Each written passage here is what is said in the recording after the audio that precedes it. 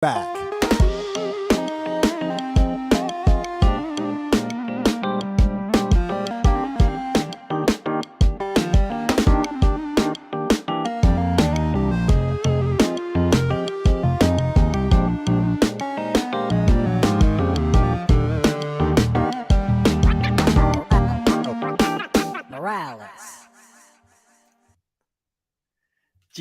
GM. In case you were not aware from that absolutely epic theme song, thank you so much to Davide for making that for us.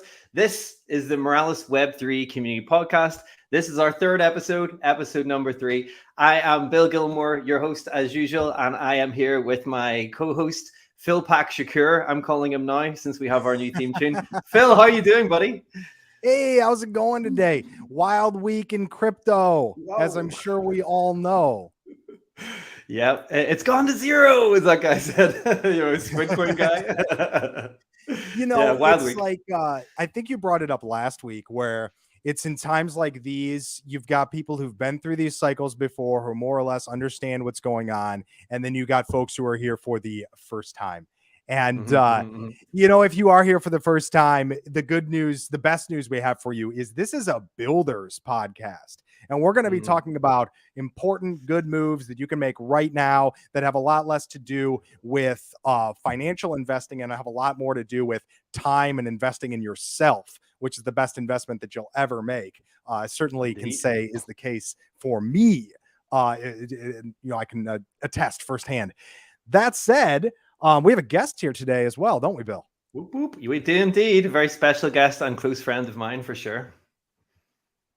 Would you like to introduce him, Phil, or should I jump right in there? Let's welcome Raphael to the stage. Now, I'm going to let him introduce himself. He is also with our Morales core team. Yeah. So, my name is Rafael Barbosa, and I'm kind of the data nerd at Morales. I do a little bit of everything around data and analytics. So it's cool to be here. Well, we're happy to have you.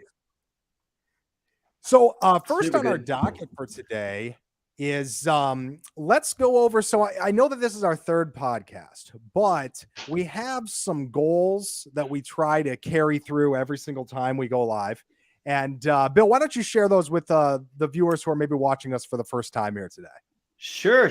And if you are watching for the first time, let us know in the chat what you're up to. Let us know how you're feeling about the recent news. And whatever you do, please, as Ivan would say, hit that like button, hit that subscribe button. We're trying to build up our Morales community podcast and really for you. So we want to know what you want, what you like. Our goals for our podcast are pretty clear and simple. We're going to tell you what's going on at Morales, like what's new here. We're going to talk about what's happening in the industry in general. We're going to give out some sweet tips and tricks about Web3 along the way. And most importantly to me, and for the first time today, we are going to be showcasing our community's dApps. I have a new feature we're going to talk about, which is going to be the dApp of the week. And that's going to be coming up later on. So yeah, it's going to be a ride. We're hoping to build this all with you. So let us know what you're into. And we really appreciate your feedback and appreciate you watching. Thanks very much. Phil, anything from you? Did I miss anything there? Have we got any grandiose goals that I should be talking about? Let's dive into the news here. So there was something I wanted to share first.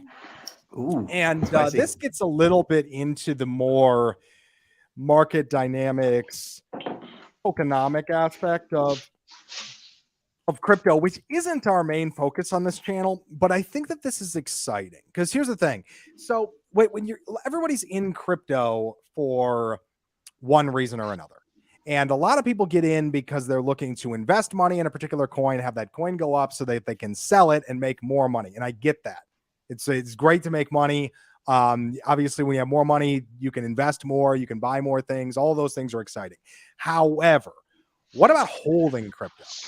What about holding crypto long term? What about holding crypto because you know you're going to need it to run your application, but wouldn't it be great if it was actually more valuable the longer you hold it? Well, obviously, we've introduced all sorts of different investment protocols online, borrowing, lending, exchange, different ways that you can earn money with your crypto assets. But what about a system where the assets actually appreciate on your own? Well, Ethereum may have the solution to that. And the organization that claims this is called Ultrasound Money. So let me share everybody the Ultrasound Money page here today so we can look at this together. Quick shout out to Stephen and Elon in chat. Hey guys, how are you doing? Welcome, guys. So this is Ultrasound Money. Now, Ultrasound Money is like a Twitter club. There's the only requirement to join is that you basically believe in the cause of Ethereum as not only sound money, but actually ultrasound money. And the reason why we call it ultrasound money is at times of heavy Ethereum activity, ETH actually becomes deflationary, which is what we're seeing right now. And this is so exciting to be looking at with you right now. Since the merge, we have removed over 5,000 ETH from the supply, equivalent to what in today's money? I mean, it's still over 1,000 in ETH. It's like 1,200 in ETH. So you can multiply this by 1,000. Am I doing the math right here, Raphael? Is that a $5 million in? That's what you guys brought me in to do the math. That sounds about right. Yeah, 5 million. Yeah. $5 million in Ethereum has actually been removed permanently from circulation since the merge. Now, for these dynamics to continue, it does require that there be a lot of demand for the ETH network. There's a lot of demand right now because people are trying to switch into stablecoin because they're concerned that the price of ETH is going to go down further.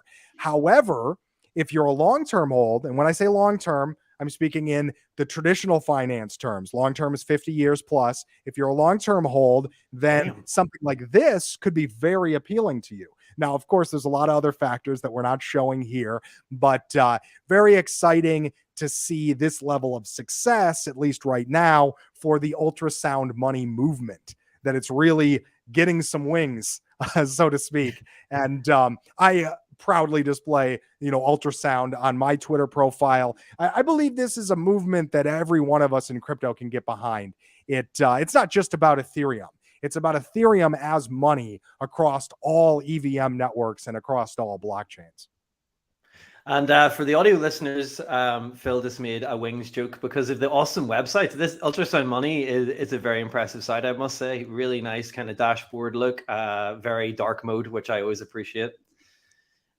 But I mean, what are we looking at here, Phil? Like, what is this ultrasound thing for really stupid people like me? Like, break it down a little bit for us. So I'm not going to go over all this stuff here, but what Ultrasound Money does is they do a lot of breakdowns about what the supply of Ethereum is going to look like long-term based on the current activity and projected activity. So they actually are anticipating that the quantity of ETH being produced and being burned will eventually reach equilibrium in about 200 years. So what that means... Tell the great grandkids, watch out for that. But here's why this is actually tremendously cool. So if you had a pile of money in a mattress from the early 1900s, and you wanted to use that war chest to fund a business today, you couldn't, because it wouldn't be enough money.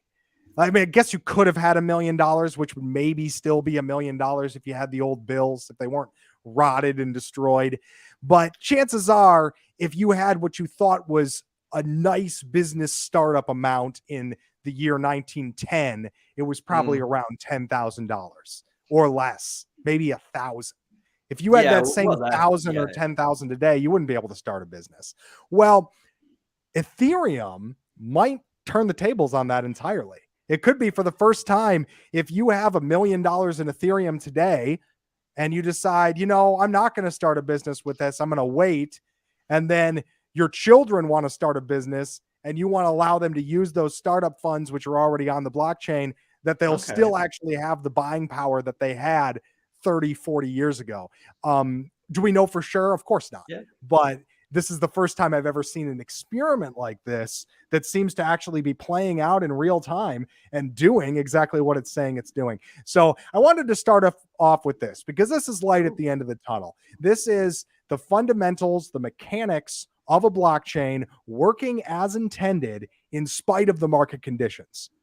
Or maybe even in the direct face of the market conditions, because the market conditions are actually what's driving the extra traffic.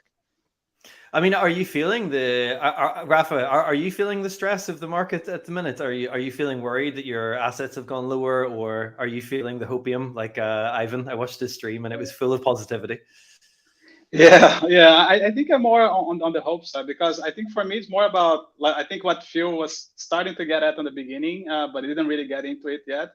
Which for me is more about like what we build, right? Like, so I'm not really into like the I don't know, all the coins as money, but I'm a lot more excited about what we can do with it. And being cheaper means that now it's cheaper to build something. So I hope on that sense that, like, this is going to be good for us, certainly as a company, but like also for the whole ecosystem, right? That you see like more interesting applications popping up because they become more viable. So that's kind of my side on it. Nice.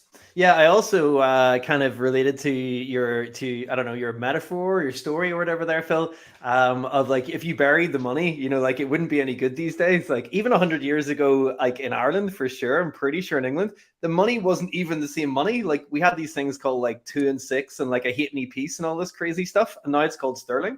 But when I first got into crypto, it was in 2018 with these really nice guys who I worked with. Shout out to Flint Studios. They talked me into investing. I invested $500. The market went down like a month later, and I was like, okay, I'm done with this crypto thing. Walked away, and then during, I think it was just like after what do you call that thing, the coronavirus, where we were locked inside, I found my wallet again. I looked up, and it had gone from 500 up to 2,000, and I was like, wow, what this amazing technology! I was like an accidental hodler. But then I joined Morales and I spent it all on crazy NFTs. So, but yeah, thanks for sharing that one, Phil. I'm going to look more into ultrasound money this evening and see if I can kind of get my head around that a little bit more. But well, the nice thing about ultrasound money is if you want to get involved or if you want to take advantage of what they're talking about, all you have to do is buy ETH. Now, the ultrasound money community is big on holding your own keys, stuff like that. So if you really want to do it the way that we are, control your own keys. Hardware wallets are nice, but not required, so long as you have good workstation security. And buy some ETH and hold it. I'm a MetaMask doesn't boy even myself. necessitate putting it in DeFi. You may not even want to if you're going to hold it for 30 years. It's tough to say what DeFi protocols are going to be around in 30 years. This kind of loops back to what we normally talk about in this channel and what I do want to get back to, and that's building. At the end of the day, we have some great fixtures in crypto today, some great DeFi fixtures. And I'm excited to see what we have brought forward during our hackathon, which is wrapping up at the end of this week. Don't forget to get your submissions in. Submissions close in the next 36 hours at November 11th, my dad's birthday. That's correct. Hey, Dad. Not watching, but hey, anyway. And then in building news, what we have coming up is some really cool stuff. Some new tutorials have been added to the extensive portfolio of tutorials we have here at Morales. We've just launched a new documentation guide for AWS Alhambra. I had a look into what is AWS Alhambra, and it's incredibly complicated. It's an event-driven system for Amazon Web Service. So it sounds like something very production-y and probably outside my wheelhouse. But yeah, awesome that we're updating those docs and keeping more and more content coming. And on that, we also have just had a part of the hackathon. Maybe you were there, Phil. There was a building secure dApps from BNB Chain. So yeah, thank you for everyone who was involved in making that. It's a really good workshop. That's on our Morales YouTube channel. You should definitely check it out. So this brings us to the big news item, you guys. The FTX explosion. Maybe we'll go to Rafa first. Rafa, what have you made of the news of the last few days? What the heck is going on? Is it the end times? I think it's completely out of my comfort zone. So I don't. Yeah. So all I know is that things seem to be blowing up. A lot of people are getting desperate. So I don't know really how to make of it. So I'm just actually very curious to see what Phil has to do with it, to talk about it, and that's kind of I guess nice to be on the podcast because I see it firsthand. Yeah, Phil, you've got to give us some knowledge. I only learned about this Sam guy, I think, 2 weeks ago. He did this interview where he was saying like that regulation was the way forward, and the other guy was saying regulation isn't the way forward. Then they did that meme of Curb Your Enthusiasm, which like that got me. That was very, very funny. But yeah, what do you make of this? What happened? Like, what went wrong? Hey, Pineapple in the chat, shout out. So I think that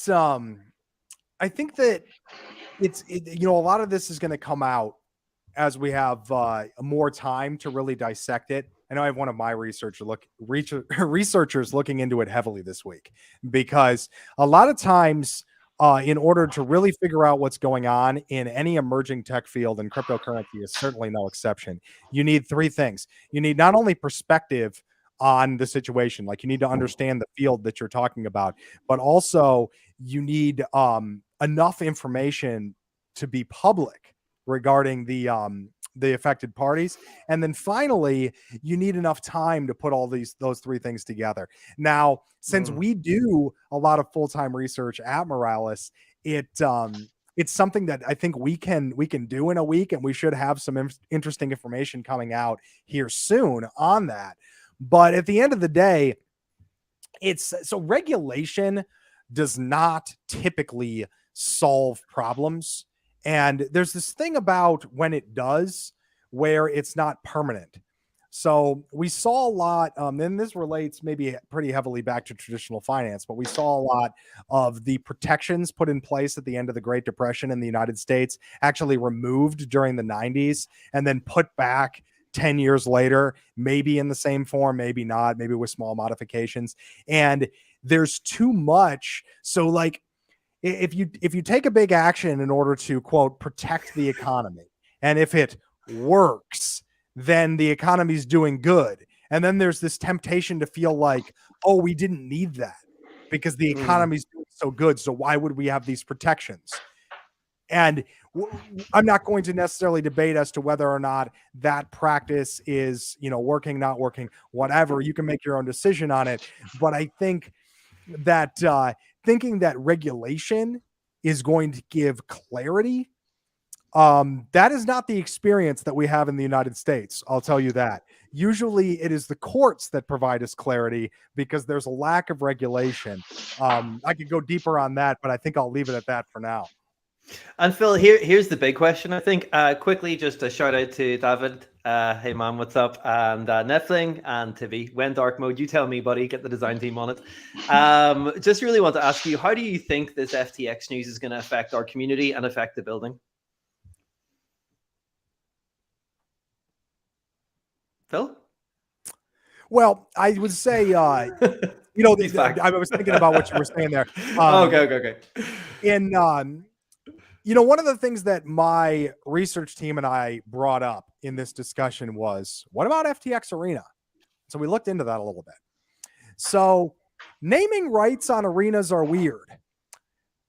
We think, after looking into it more, they're a lot like overpriced billboards rather than actual infrastructure. So when we say that FTX and Crypto.com have their name on these two major sports arenas in the United States, and they do. I mean, both. I didn't even know this, Phil. I just Googled it. Yeah. I had no idea. Yeah, you got FTX Arena in Miami, which is where the Miami Heat play. American basketball team, certainly very popular, especially in the United States, but really internationally as well. And great gigs as well. Andrea Bocelli, Mamma Mia. Oh yeah, and they do huge events there. Obviously Miami is a giant city, also a crypto city. And then you have the other one in Los Angeles, Crypto.com Arena, but neither of these arenas are owned by their namesake.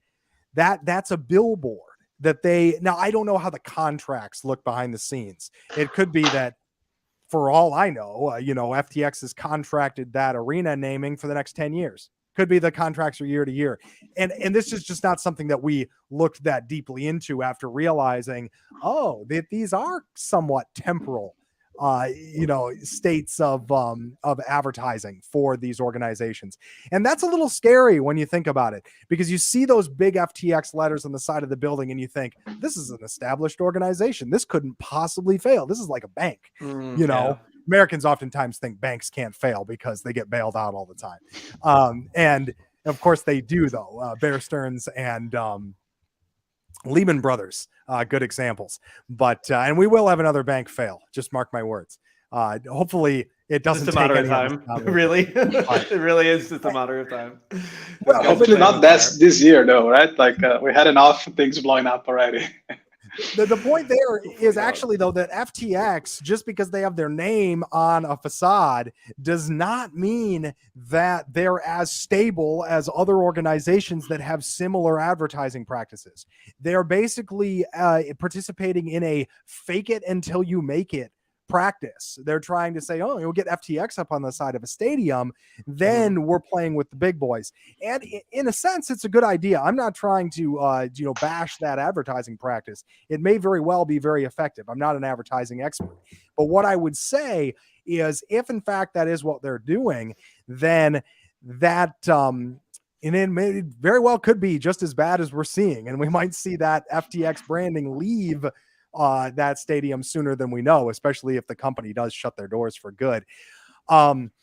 Americans can take some solace in the fact that anytime a company that legally operates in the United States goes under, you usually have an option to get at least some of your money back from whoever buys that debt. I mean, that's how corporate bankruptcy goes. A corporation declares bankruptcy, then they're bought by another corporation who then is able to make good economic moves, hopefully, on the basis of their remaining assets and infrastructure. Of course, doesn't this get a little bit more weird when we're talking about crypto business that has very little brick and mortar infrastructure, if any? So maybe the house of cards comes crashing down that much faster. At the end of the day, let's just go back to what we were saying in the beginning. FTX is not a blockchain. And while they are connected to a lot of different things, and while it will affect the markets in the short term, we're not losing a piece of decentralized infrastructure if we lose FTX. FTX is not Solana. Solana will continue to run. Will it maybe have some struggles on the price area? Possibly.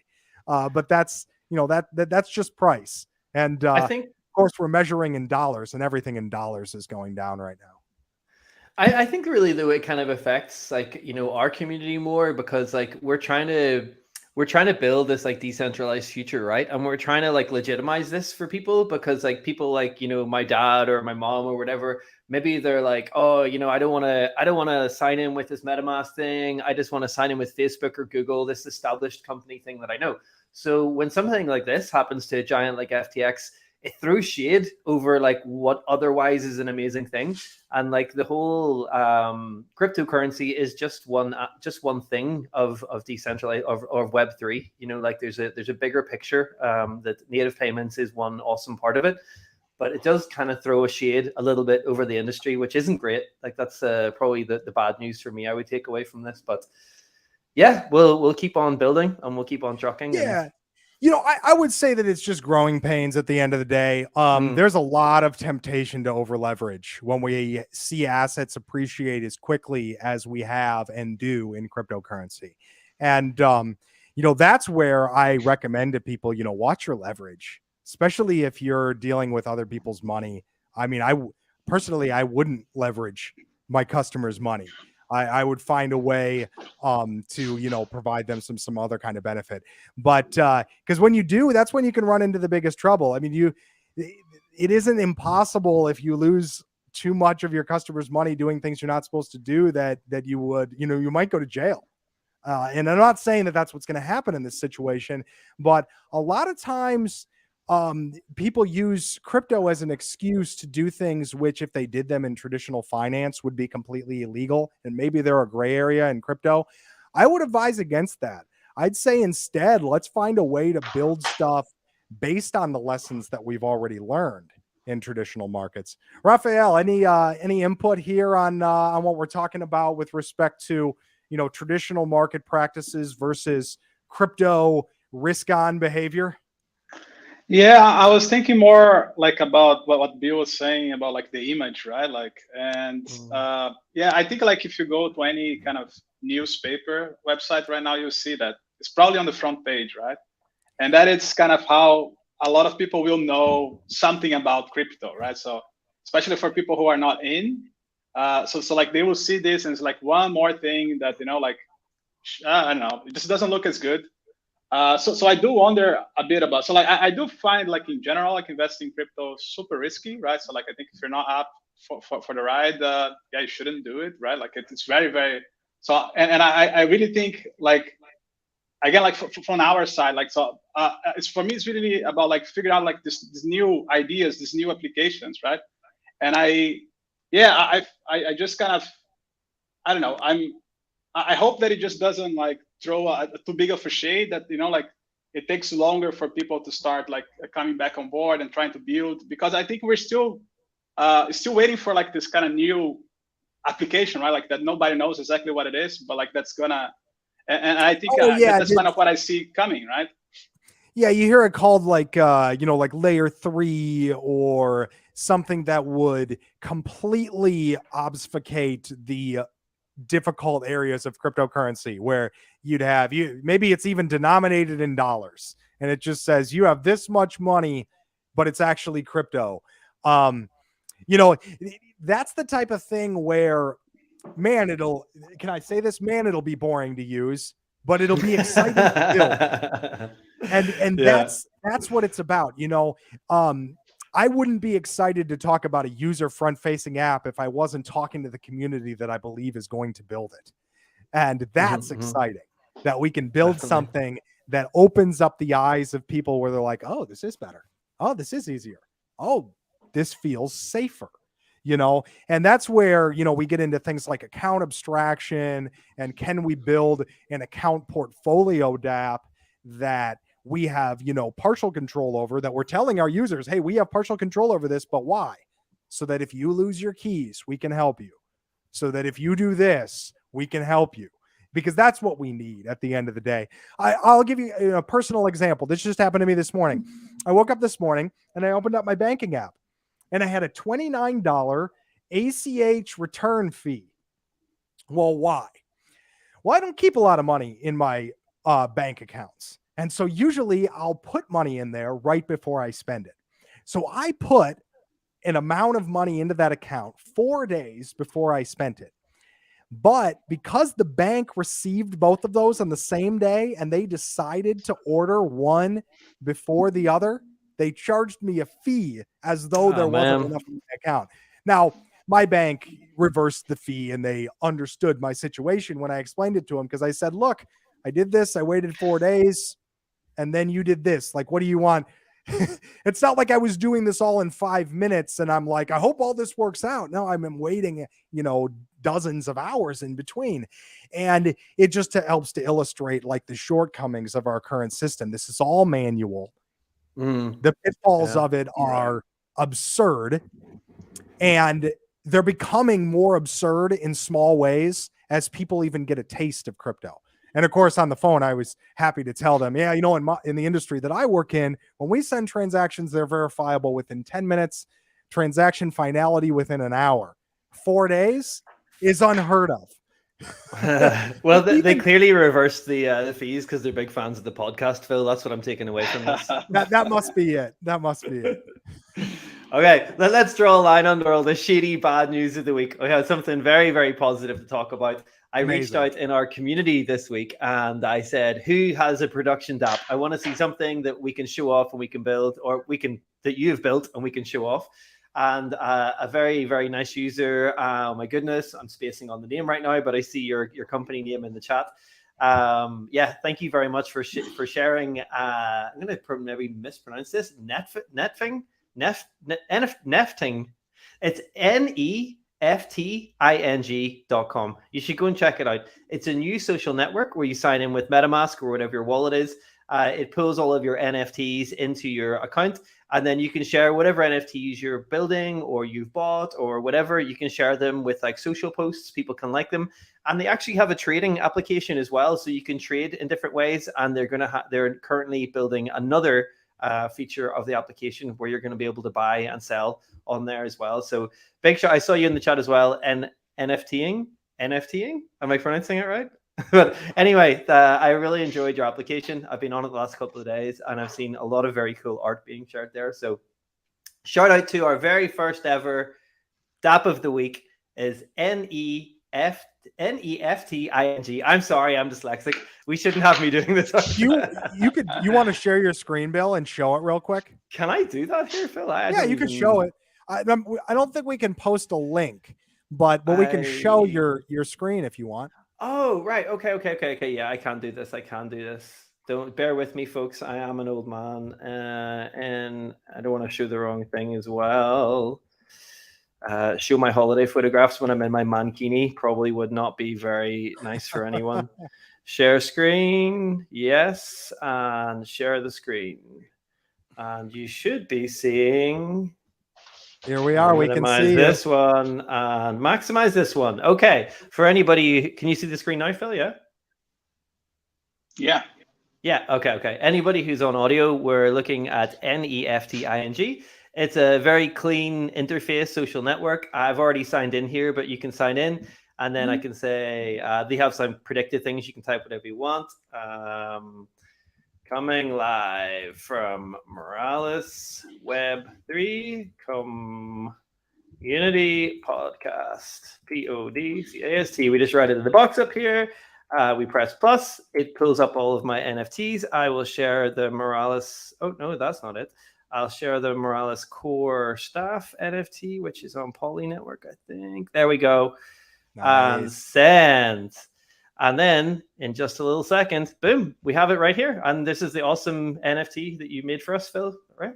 You made this? Well, actually, a former designer from our team made the design for it, but I minted it. Nice. And look at this, like people are sharing such amazing, this is me sharing it earlier on saying we're going to go live later on.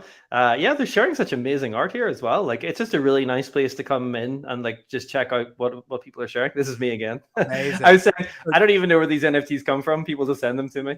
I have so many random ones that I think it's from the Web3 UI kit. We had a NFT component and my wallet address was live. So I think people started pushing NFTs at it. But yeah, let me see if I can stop sharing. I'm now sharing our internal Slack. That's probably not a great idea. And we're on a show. Yeah, let me see if I can stop sharing. No worries, Bill. It happens sometimes. So yes, everybody, I encourage you, take a look at NFTing, spelled NEFTING. Is it .com? .com. It is indeed. .com. And NFTing.com. Share your NFTs. Join in the fun. Powered by Morales. And yes, we'll have to get them on here after the hackathon to do a showcase. Like not on this show, on like this isn't the hackathon thing. project though. This isn't the hackathon project. I'm not sure, but yes, project. We'll definitely NFTing. It says in French, but NFTing in English is perfectly well. Okay, perfect. I'm actually living in France. I'm ashamed to say my French is terrible. They've actually made me leave. I'm going to Croatia very soon. My French is that bad. They've kicked me out. But thanks for being part of the community, man. And shout out to Jav and John Versus in the chat as well. What's up? Okay, I lost my run of show, but I'm back in the room. Phil, do you want to check in about before we go to our interview with our very special guest, Rafa? Anything to say about the hackathon or the showcase or the Power Showcase? Limited time left to get your submissions in for the hackathon. Get those in the next 24 to 36 hours. Deadline is Friday at 11:59 p.m. UTC. That is for all time zones. So check your specific time zone by syncing the calendar on the website. And if you do have any questions about that, I'm available in Discord, as is Bill. Reach out to me with hackathon questions, but any one of us from the team can help you with questions that you have. We're there for you. So let us know. I want everybody to submit something for that event because at the end of the day, we got a lot of prizes to go around. And if the number one thing we need is good submissions that have great explanations. If your MVP is basic, don't let that discourage you. Sometimes basic MVPs are the best because they just spark so many more ideas as you're going forward. They're so easy to present because they're simple. So don't underestimate yourself. Show us what you got. I've already been on the demo of Elon's Dev one. I'm really liking it. And Pineapple is very bullish on his DApp as well, I see in the chat. So I'm super looking forward to it. Also, it's going to unlock a whole bunch of content for the show. So I'm super happy about that.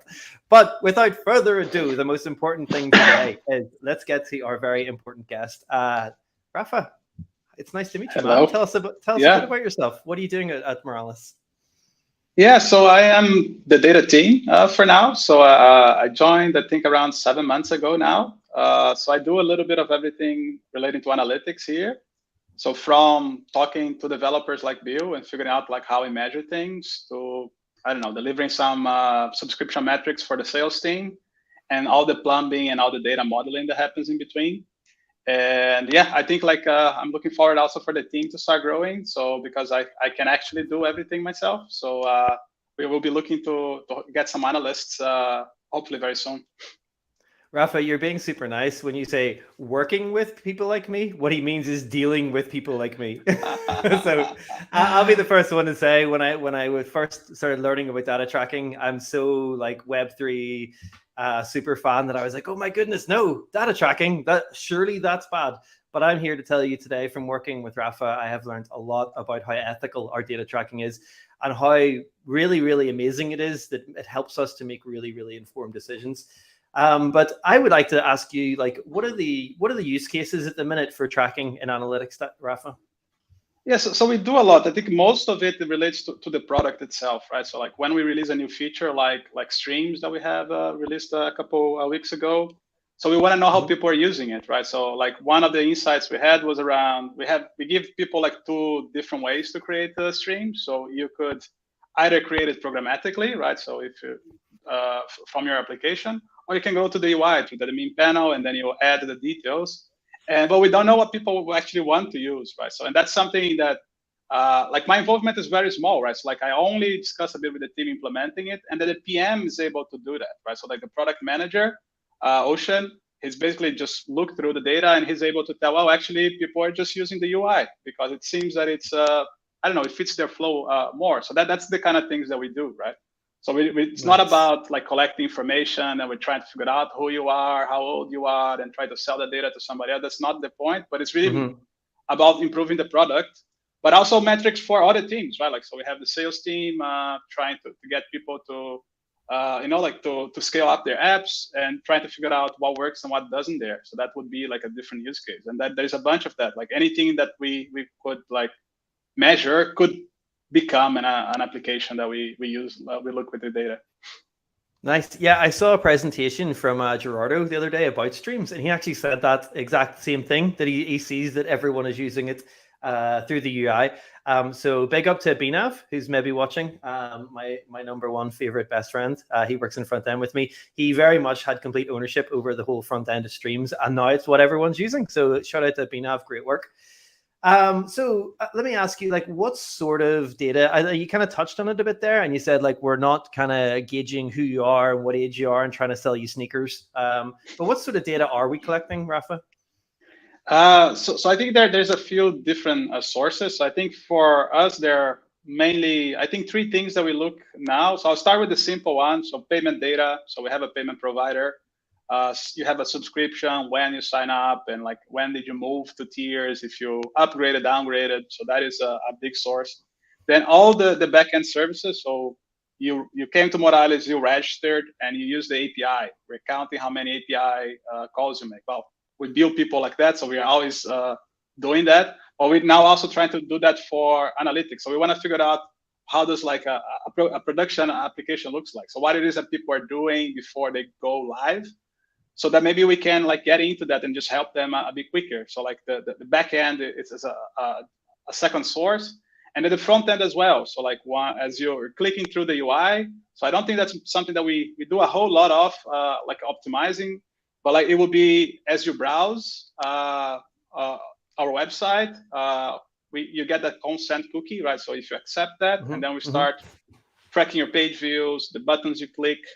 And that could be so that would be like a third data source. But anything that in theory we could measure could become a new data source, and that's kind of how we look at it.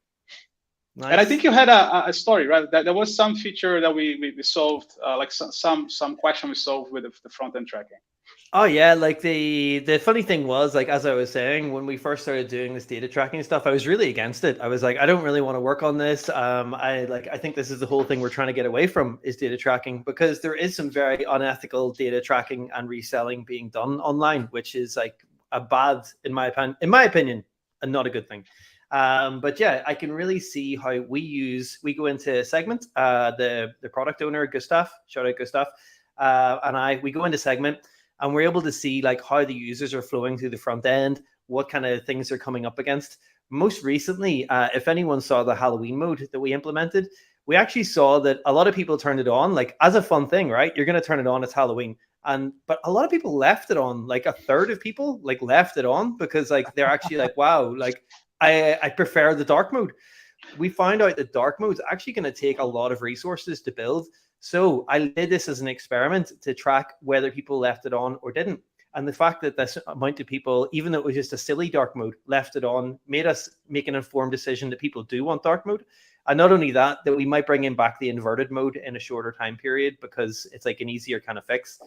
But that was like an easy thing. Like we actually have been able to look into the onboarding, see that people, like what type of people, like what companies they're coming from, or are they like big company people, are they hobbyists, how long it's taken them to make their first API call, which has then spurred us on to do more onboarding tutorials to make it easier for people to see the power of Moralis and the power of blockchain technology. So yeah, we're making really, really informed user experience decisions to make the application better for our users from the work you guys are doing. Let me throw it over to Phil real quick. Phil, are you feeling more informed about our data?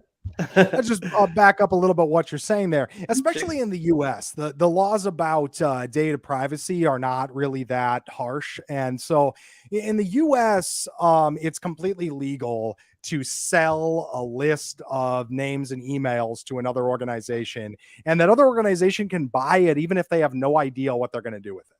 They can be like, yeah, we'll buy that, and maybe we'll sell them something later, and we'll worry about that later. You cannot do that in Europe. It's completely illegal. Yeah. You need to have an intention for that data when you collect it. Now, we operate under the European model, and of course, we're based in Sweden. So anytime we ever collect data, we always have a informed purpose for it. We're telling you what that purpose is, et cetera, so on and so forth. And I like that. I think that we very much avoid a lot of the major pitfalls that you were explaining, Bill, by taking that approach, and I think that's great. I personally can say that anytime I've ever been asked, hey, do you want to purchase, for your events team, this list of email and names, people you've never talked to, I always say no, because really, I'm not interested in just doing this blanket marketing approach. I want to really build believers in Moralis in an organic way. I want to show you the value firsthand, and I don't want you to think that I'm some kind of buzzing bee in your ear. And so I love the way that we go about things. I think it's very professional, and it really is, at the end of the day, to give you, our community, a better product and a better experience more than anything else. And thank you so much, Raphael, for your contribution to that. Yeah, definitely. Yeah. I think that's kind of important to say, right? Like, so that is like the goal is really like the product, right? Like, so that's kind of what my job is to basically empower people for now within the company to be able to and learn more. Like, so you give a bunch of examples. So there is a lot of these that like sometimes a very small change that you're not really paying attention has like outsized the impact, like with the dark mode. So it could be like a copy change, right? Like just change how we explain something, and suddenly like, oh, people think, oh, that's so much more clear. So they just seem to go through part of the onboarding quicker, so to say. But also like one thing that we also discussing, which can come, maybe spoiler alert in the future, right? Like that we can also push some of that back to the customers, right? So there is no reason why this has to be only for us. So you could imagine that we could build features that are looking at, say, analytics around the blockchain, and we push that back to the user. That could be a feature, right? So that is something also that's exciting, right? That we could, it doesn't need to be just for us, right? We can be very transparent in the sense that they can see exactly what we're doing. We just push that back to our customers.